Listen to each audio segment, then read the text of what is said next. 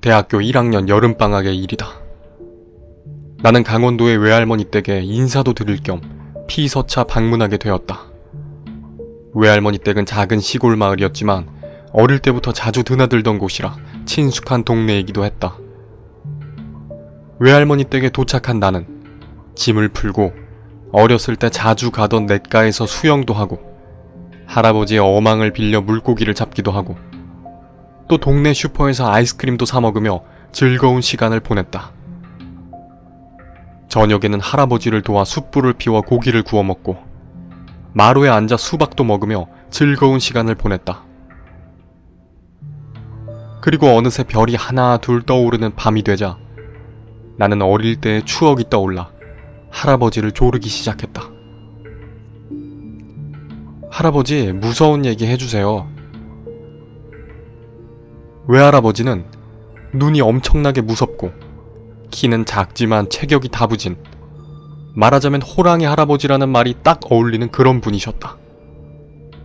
하지만 당연하게도 손주인 나에게는 제법 다정하셔서 어릴 때는 나를 무릎에 앉혀두고 이런저런 무서운 얘기들을 들려주거나 본인이 좋아하시는 군것질거리를 나눠주기도 하셨던 것이다. 고등학교 때는 자주 찾아뵙지 못해 무서운 이야기를 들은 것도 꽤 오래된 일이었지만 마루에 할아버지와 함께 앉아있자니 예전의 기억이 떠오른 것이다. 일 없다. 밤에 화장실 혼자 못 가서 하래비 깨우려고. 할아버지 댁은 화장실이 집 밖에 있는 구조라 밤에 화장실을 가려면 다소 무서운 것은 사실이었다. 하지만 나는 굴하지 않고 할아버지를 더욱 졸랐다. 그러지 말고 하나만 해주세요. 네? 네? 그때였다. 예전에 할아버지가 해주셨던 얘기가 문득 머릿속에 떠오른 것이다. 왜 예전에 그 흉가 얘기 있잖아요. 여기 근처에 있다고 하신 거. 그 얘기 해주세요. 어릴 때 할아버지가 해주셨던 무서운 얘기들 중에는 분명 이 근처 멀지 않은 곳에 있는 흉가에 대한 이야기가 있었다. 아직도 있어요? 그 흉가? 할아버지는 코웃음을 치며 대답하셨다. 흉가는 쉽게 안 없어진다. 부숴버렸다가 무슨 흉을 당하려고. 나는 할아버지의 말에 더욱 눈을 빛내며 재차 물었다. 그거 저기 앞에 삼거리에서 논 끼고 쭉 가면 있는 거 그거 맞죠? 나는 할아버지에게 예전에 들었던 이야기를 떠올리며 기억을 더듬었다. 분명 할아버지 댁에서 멀지 않은 곳이었다. 걸어가기엔 2시간도 넘게 걸리겠지만 할아버지의 자전거를 타고 간다면 분명 충분히 가볼 만한 거리였던 것이다. 어쩌면 여름방학 최고의 추억을 만들 수도 있을 것 같다는 그런 생각이 들었다. 직접 흉가에 가는 것은 정말 희귀한 경험이 분명할 테니까. 하지만 내 은밀한 생각은 갑자기 들려온 할아버지의 호통에 중단되고 말았다. 아서라, 가볼 생각은 꿈에도 하지마. 네가 이럴 줄 알았으면 애시당초 얘기도 안 해줬을 것을. 어릴 때는 유순하고 기가 약해서 담 좀 키워줄까 하고 이 얘기 저 얘기 해줬거늘 이놈이 왜 이렇게 갑자기 겁이 없어졌을꼬. 분명 어릴 때 나는 지금보다 겁이 훨씬 많았다. 어두운 곳을 무서워하고 동네 강아지가 짖기만 해도 쉽게 울음을 터뜨렸던 것이다. 하지만 지금은 다르다. 20대 초반의 왕성한 혈기가 겁 많은 나에게도 쓸데없이 강한 담력을 불어넣고 있었던 것이다. 할아버지는 아마 내 눈에서 그런 호기 혹은 만용을 읽으신 것 같았고 내가 그 흉가에 직접 가보려는 꿍꿍이로 할아버지에게 질문을 퍼붓고 있다는 것도 눈치채신 것 같았다. 나는 일단 할아버지를 안심시키기로 했다. 네, 안 갈게요. 걱정하지 마세요. 약속하거라. 할아버지는 무서운 눈으로 나를 바라보며 말씀하셨다. 나는 잠시 망설인 뒤 대답했다. 네. 할아버지는 그런 나를 말없이 쳐다보셨다. 나는 그 번쩍거리는 안광에 속마음을 들킬까 전전긍긍하며 조용히 할아버지의 다음 말씀을 기다렸다. 잠시 후 할아버지가 말씀하셨다. 그래. 이제 치우고 자거라. 내일은 하랩이랑 산에 가자꾸나. 네 놈이 기운이 뻗치는 모양인데 그런 건 땀 좀 흘리면 풀린다. 너 주려고 봐놓은 삶도 있고. 할아버지는 산에도 능숙하셔서 가끔 삼이 나는 자리를 알고 계셨다. TV에 나오는 것처럼 큰 산삼들은 아니었지만 장에 내다 팔거나 하면 제법 돈이 되는 것들이었다. 가끔은 손주인 나에게도 한 뿌리씩 주고 나셨는데 아마 그걸 말씀하시는 것 같았다. 하지만 나는 삶보다는 다른 곳에 온 정신이 팔려 있었다. 바로 그 흉가였다. 네, 할아버지. 안녕히 주무세요. 나는 일단 할아버지가 만족하실 만한 대답을 했다. 그러자 할아버지는 자리에서 일어나 이미 할머니가 주무시고 계시는 안방으로 가셨다. 나는 잠시 할아버지의 기척이 완전히 사라질 때까지 기다렸다가 천천히 수박 먹은 자리를 치우고 내 짐을 풀어둔 손님 방으로 돌아왔다. 그리고 1시간 정도 할아버지가 완전히 잠드시기를 기다렸다. 당연히 흉가에 가볼 생각이었다. 묘하게 긴장되면서도 설레이는 그런 흥분이 나를 찾아왔다. 어두운 방에서 나는 이불 위에 비스듬히 누워 앞으로 무슨 일이 일어날 줄도 모른 채 잘 터지지도 않는 핸드폰을 만지작거리며 시간을 보냈다. 친구들과 야, 나 할아버지 댁인데 좀 이따 흉가 갈 거다? 크크. 헐, 사진 꼭 찍어와라. 등의 시덥잖은 문자나 보내며 시간을 때운 것이다. 그리고 안방에서 뒤척이는 소리조차 들려오지 않고 사방이 완전히 조용해졌을 때 나는 핸드폰과 카메라를 챙겨 배낭에 넣고 다시 마루로 나왔다. 당시 핸드폰 카메라의 성능은 그렇게 좋지 않았지만 한창 보급되고 있던 디지털 카메라는 제법 선명한 사진을 찍어줄 뿐더러 플래시 기능도 꽤 쓸만했다. 그래서 나는 그걸로 흉가의 사진을 찍을 그런 계획을 세우고 있었던 것이다. 마루로 나와 잠시 안방 쪽의 기척을 살피던 나는 문간에 걸려있는 커다란 손전등을 들고 마당으로 내려섰다. 가로등이 거의 없는 시골의 밤은 무섭도록 캄캄했다. 그래서 집집마다 밤에 화장실을 가거나 급한 볼일이 생겼을 경우를 대비하여 커다란 손전등을 하나씩 구비하고 있었던 것이다. 나는 그 손전등을 들고 최대한 소리가 나지 않게 주의하며 할아버지의 자전거를 끌고 대문 밖으로 나왔다. 그리고 집에서 최대한 멀어질 때까지 손전등도 켜지 않고 자전거를 천천히 밀며 주의 깊게 앞으로 나아갔다. 익숙한 지리이기도 했고 서서히 밤눈이 적응되어 다행히 별일 없이 할아버지 댁에서 충분히 멀어질 수 있었다.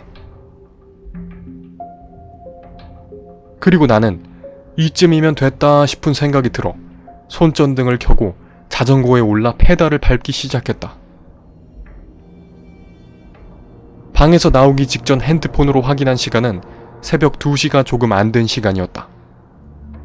그 정도면 날이 밝기 전에 충분히 문제의 흉가에 다녀올 수 있으리란 그런 판단이 들었다. 하지만 밤의 시골길, 포장이 잘 되지 않은 그런 흙길을 범위가 제한된 손전등 불빛에만 의지해서 그렇게 달리는 것에는 한계가 있었다. 내 생각만큼 속도가 잘 나오지 않았던 것이다. 할아버지 댁 근처의 익숙한 지리가 끝나고 삼거리를 지나 낯선 길에 접어들자 혹시라도 논두렁에 고꾸라질까 더욱 속력을 내기가 힘들었다. 하지만 나는 분명 그 흉가가 이 길 어딘가에 있다는 것만큼은 알고 있었다. 위치고 자시고 할 것도 없이 이 외진 길에는 집이라고 할 만한 것은 그곳 하나밖에 없었던 것이다. 논길에 접어든 것도 제법 오랜 시간이 흘렀을 때 페달을 밟는 것도 너무 힘들어서 그만 돌아갈까 하는 생각을 여러 번이나 한 후에야 한순간 갑자기 손전등의 불빛을 제외하고는 온통 어두운 논뿐인 저편에 뭔가 새로운 것이 나타났다. 드디어 그 흉가가 모습을 드러낸 것이다. 나는 갑자기 무서워지려는 마음을 다잡으며 억지로 계속 페달을 밟아 흉가 가까이로 접근했다. 그리고 충분히 가까워졌을 때 천천히 자전거를 세우고 안장에서 내려왔다. 조심스럽게 손전등을 이리저리 휘둘러 흉가를 조사해보았지만 딱히 음산한 기운도 귀신이 나올 것 같은 낌새도 느껴지지 않았다. 평범하게 슬레이트 지붕을 얹은 농촌에서 흔히 볼 법한 2층짜리 민가. 그것이 흉가의 전반적인 느낌이었다. 물론 사람이 오랫동안 살지 않아 마당에 잡초가 우거지고 어딘가 을씨년스러운 분위기가 풍기는 것은 사실이었다. 갑자기 이쯤이면 됐으니 돌아갈까? 하는 생각이 들었다. 흉가를 내 눈으로 봤으니 그걸로 된 거 아닌가 하는 그런 생각이 든 것이다. 지금 돌이켜보면 그 생각을 따르는 것이 좋았을지도 모르겠다. 하지만 당시에 나는 그 오랜 시간 자전거를 타고 힘겹게 논길을 달려온 것이 아깝다는 생각이 먼저였다. 그래서 나는 마른 침을 삼키며 흉가의 마당을 가로질러 현관의 문고리를 잡았다. 다행인지 불행인지 끼익 하는 소리와 함께 문은 별 문제 없이 열렸다. 숨죽이며 들어선 흉가의 내부는 바깥과 마찬가지로 크게 이상한 점이 없었다. 엄청나게 먼지가 쌓여 있는 것을 빼고는 평범한 가구들이 평범한 위치에 놓여 있는 것이었다. 인터넷에서 봤던 흉가들처럼 관광객의 낙서가 있거나 지역의 불량배들이 모여 술자리를 가진 그런 흔적조차 없었다. 나는 천천히 그리고 조심스럽게 흉가 1층의 거실과 부엌 그리고 안쪽의 방 2개까지 모두 조사를 마쳤다. 모든 곳이 음침한 분위기와는 거리가 있는 그런 모습이었다. 맥 빠질 정도로 평범한 집이었다. 2층으로 올라가는 계단은 제법 삐걱거리며 공포감을 주었지만 역시 별다를 것은 없었다. 그렇게 올라간 2층의 모습 또한 마찬가지였다. 그 집의 다른 곳들과 마찬가지로 낡고 먼지가 쌓였을 뿐 어떤 기괴한 풍경을 담고 있지는 않았던 것이다. 그렇게 2층의 조사까지 마치자 드디어 긴장이 완전히 풀리며 문득 하품이 나왔다. 나는 이 밤에 잠도 안 자고 뭘 하고 있는 건가 하는 그런 생각이 든 것이다. 나는 몇 시나 됐는지 확인하기 위해 핸드폰을 꺼냈다.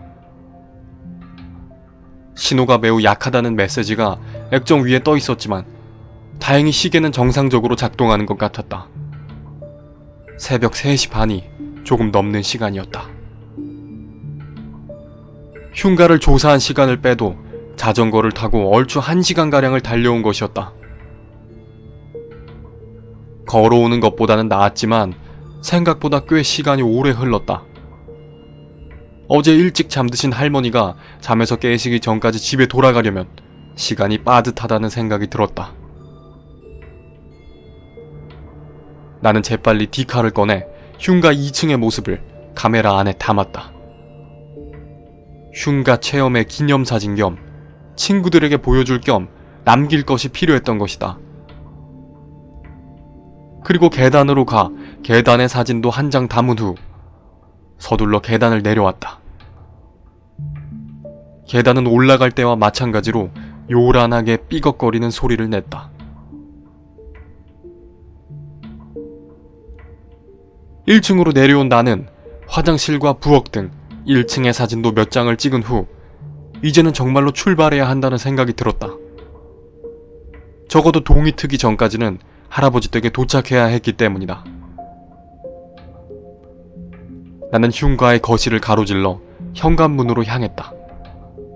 그때쯤에는 피로와 졸려움이 가득했고 생각보다 너무 평범한 흉가의 모습에 긴장도 완전히 풀려있는 상태였다. 그래서 도대체 이게 뭐가 흉가라는 거야 라는 생각을 하며 현관의 문고리를 잡았는데 문고리가 돌아가지 않았다. 나는 당황하여 몇 차례 더 문고리를 돌려보았다. 하지만 문은 열리지 않았다. 고장난 건가? 들어올 때는 멀쩡하더니 하필 나갈 때 고장날 게 뭐람? 등의 생각을 하며 그때까지도 나는 상황의 심각성을 모르고 있었다. 영화의 주인공들처럼 문을 뻥 차서 열어볼까 생각도 했지만 제법 육중한 철제문이 내 발차기 몇 번에 열릴 것 같지는 않았다. 그래서 나는 다시 한번 문고리를 돌려보기 위해 손을 뻗었다. 그때였다. 2층에서 삐걱거리는 소리가 들려온 것은. 나는 잠시 귀를 의심했지만 뭔가 소리가 들려온 것은 정말 사실이었다. 왜냐면 소리는 한 번만 난 것이 아니었으니까. 소리는 느리지만 규칙적으로 천천히 계속해서 들려오고 있었다. 마치 누군가 2층을 걷고 있는 것처럼. 나는 빨리 이 고장난 문고리를 열어야 한다는 생각을 하거나 아니면 어서 이 집에서 벗어나 도망쳐야 한다는 생각보다는 멍청하게도 그 소리에 귀를 기울이고 있었다. 사실 어쩔 수가 없는 일이었다. 그 조용한 집에서 갑자기 누가 걷는 소리가 들려오다니.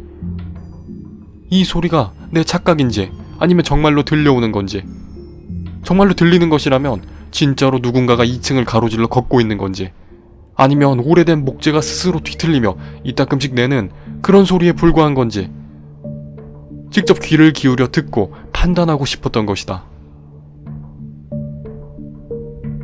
하지만 내 그런 귀 기울임은 그 삐걱거리는 소리가 2층을 완전히 가로질러 1층으로 내려오는 계단 부근에서 들려왔을 때 완전히 끝났다. 귀를 기울일 필요가 없었다. 그때쯤엔 이미 판단하고 자시고 할 것도 없었으니까. 그것은 분명 누군가가 걸어가며 내는 소리가 확실했다. 소리는 계단 앞에서 잠시 멈추었다가 이내 서서히 계단을 내려오고 있었다. 공포에 사로잡힌 나는 미친 듯이 문고리를 잡고 흔들었다. 삐걱거리는 소리는 계속해서 계단을 밟고 있었다. 확실히 알 수 있었다. 내가 2번이나 직접 계단을 오르내리며 만들어냈던 바로 그 소리였으니까.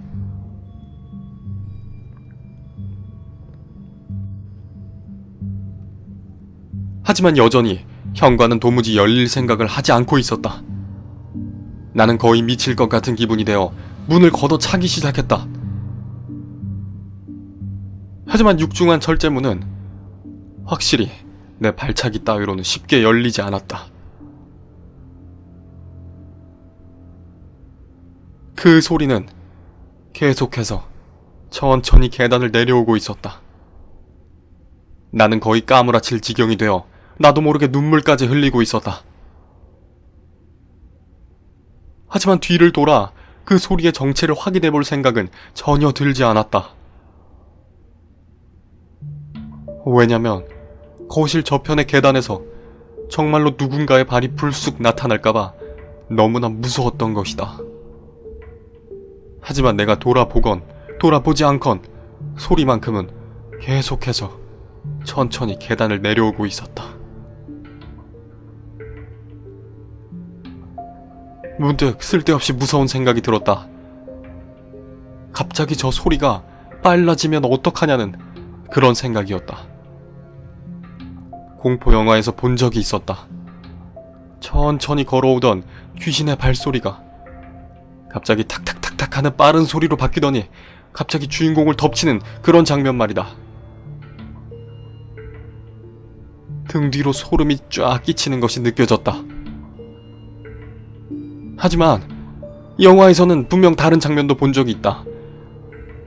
이런 상황에 놓였을 때는 나한테 괴담을 들려준 장본인인 할아버지가, 눈이 부리부리하고 기가 센 우리 외할아버지가 네 이놈!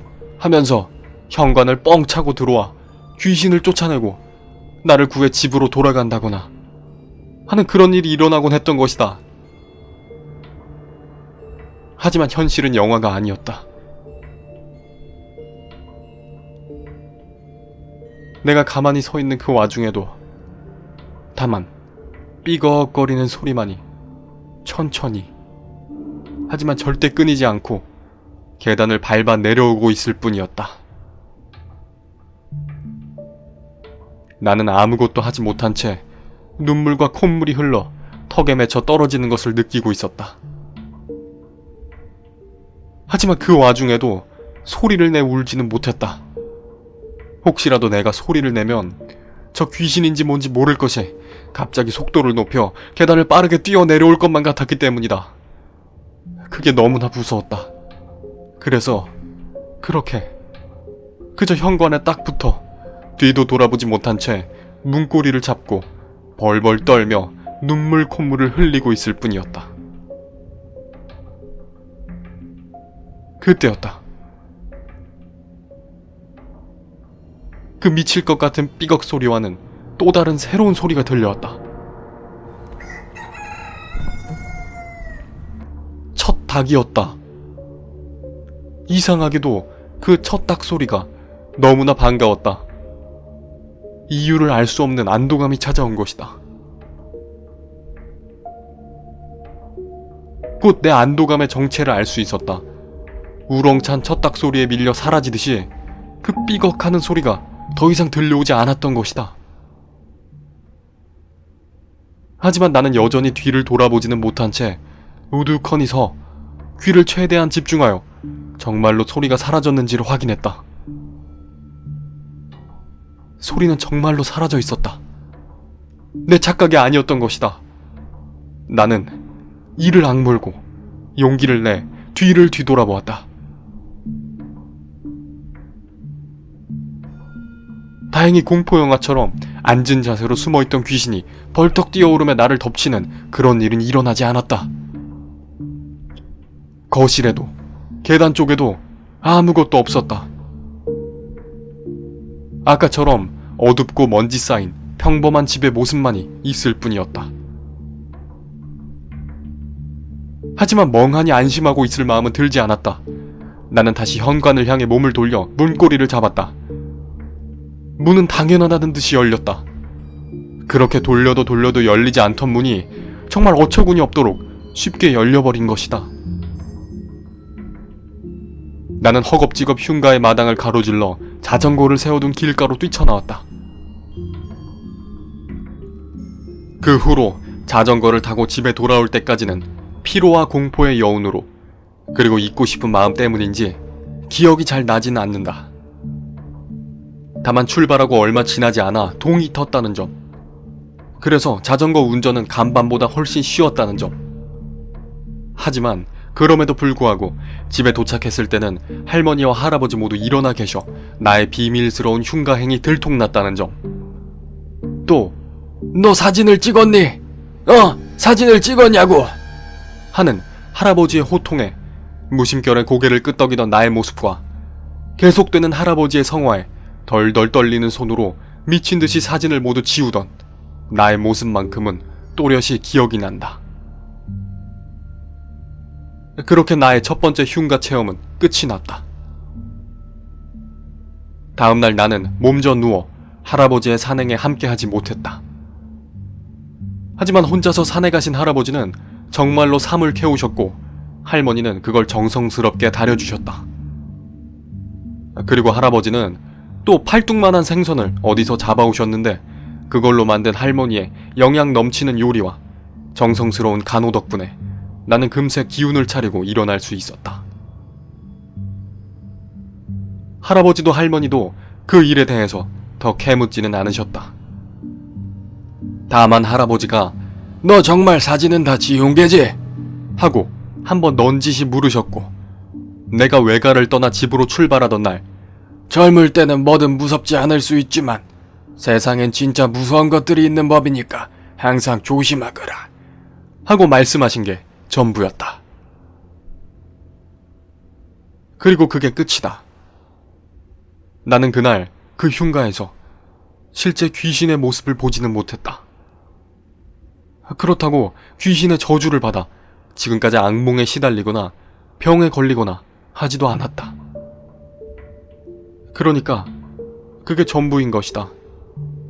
그게 내 흉가 체험의 모든 이야기이다. 다만 조금 이상한 점이 하나 있다면 도무지 그 집이 왜 흉가가 되었는지가 기억나지 않는다는 점이다. 분명 어릴 때 들었던 할아버지의 이야기는 기억이 난다. 그 얘기 덕에 흉가가 어디 있는지 알게 되었고, 그렇게 알게 된 흉가의 위치는 그날 밤도 지금도 또렷이 기억하고 있으니까. 하지만 분명 이야기 속에 포함되어 있었을 그 집에 얽힌 이야기, 그러니까 그 집이 흉가가 된 이유만큼은 도통 기억이 나지 않는다. 할아버지께 다시 여쭤볼까 했지만 그러다가 무슨 호통을 들을지 모를 일이라 지금까지도 나는 이 기억을 그저 미완성인 채로 가지고 있을 뿐이다. 이 기묘한 체험을 돌이켜 생각해보면 흉가의 위치가 농촌이어서 정말 다행이었다 하는 것이 가장 큰 감상일 뿐이다. 만약 그날 그 첫 닭 울음소리가 아니었다면 나는 어떻게 되었을지 모를 일이니까. 어쩌면 그 우렁찬 첫 닭의 울음소리가 그 귀신인지 뭔지 모를 것을 그 집에 묶어두고 있는 걸지도 모른다. 뭔지 모를 그 존재가 그 흉가에서 빠져나오지 못하게 말이다. 혹은 내가 들었던 건 전부 피로와 상상력이 만들어낸 환청에 불과하고 열리지 않던 문고리는 우연찮게 낡은 잠금 장치가 잠깐 동안 오작동한 것일지도 모른다. 새벽에 넋이 빠져 자전거를 타고 돌아온 내게 할아버지가 무섭게 호통을 지른 것도 그저 늦은 밤 쏘다니던 손자에 대한 걱정일 뿐이었을 수도 있다. 모든 것은 알 수 없는 노릇이다.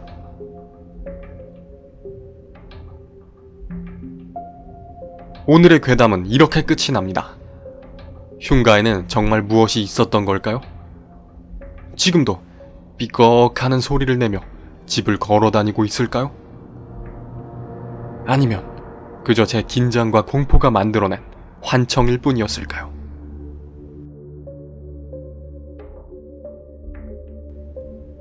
아무쪼록 들어주셔서 감사합니다. 부디 즐거운 시간 보내셨기를.